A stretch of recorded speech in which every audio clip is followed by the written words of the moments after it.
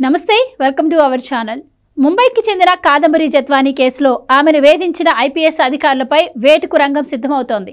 వేటు అంటే కేవలం సస్పెండ్ చేసి వదిలేయడం కాకుండా వారు చేసిన మాఫియా తరహా అఘాయిత్యాలకు ఏకంగా డిస్మిస్ చేసేలా ఏపీ ప్రభుత్వం చర్యలకు సిఫార్సు చేస్తున్నట్లుగా తెలిసింది.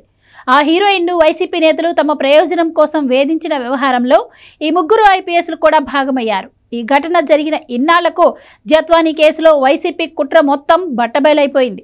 ఇప్పుడు ఏపీ పోలీసుల ఆధారాలతో సహా అన్నీ సాధించారు. వేటుకు గురవుతున్న వారిలో కాంతిరాణా టాటా, విశాల్ గున్ని, పిఎస్ఆర్ ఆంజనేయులు, ఇంటెలిజెన్స్ మాజీ చీఫ్ ఉన్నారు. కుక్కల విద్యాసాగర్ తనపై పెట్టిన దొంగ కేసును విచారించే సమయంలో ముగ్గురు ఐపీఎస్ అధికారులు తనను తీవ్రంగా వేధించారని బాధితురాలు వాపోయింది.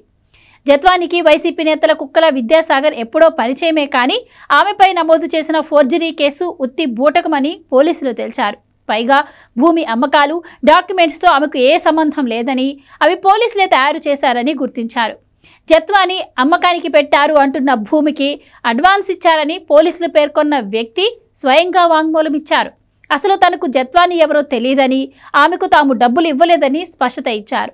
ఆ డాక్యుమెంట్ రెడీ చేసిన రైటర్కు కూడా తనను బెదిరించి పోలీసులు ఈ డాక్యుమెంట్లు తయారు చేయించారని చెప్పేశారు. ఐపీఎస్ అధికారి విశాల్ గున్ని ఈ కేసు నమోదవడానికి ముందే తన బృందంతో ముంబైకి వెళ్లారు. జత్వానీ ఇంటి దగ్గర రెక్కి చేశారు. 2వ తారీఖు కేసు నమోదు కాగానే ఆమె కుటుంబాన్ని కిడ్నాప్ చేసుకుని విజయవాడకు తీసుకొచ్చారు. అందులో వారికి స్టార్ హోటల్స్లో బస, లగ్జరీ కార్లను ఏర్పాటు చేశారు. ఎవరు ఏర్పాటు చేశారో కూడా వివరాలను పోలీసులు బయటకు తీశారు.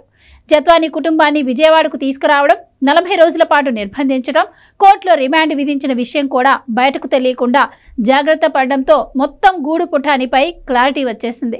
ఈ ముగ్గురు ఐపీఎస్ అధికారులు చేసిన ఇదంతా పూర్తి అధికార దుర్వినియోగం. ఇలాంటి నేరాల్లో పట్టుబడితే వారిని సర్వీస్ నుంచి డిస్మిస్ చేసేలా చర్యలు ఉంటాయని అంటున్నారు.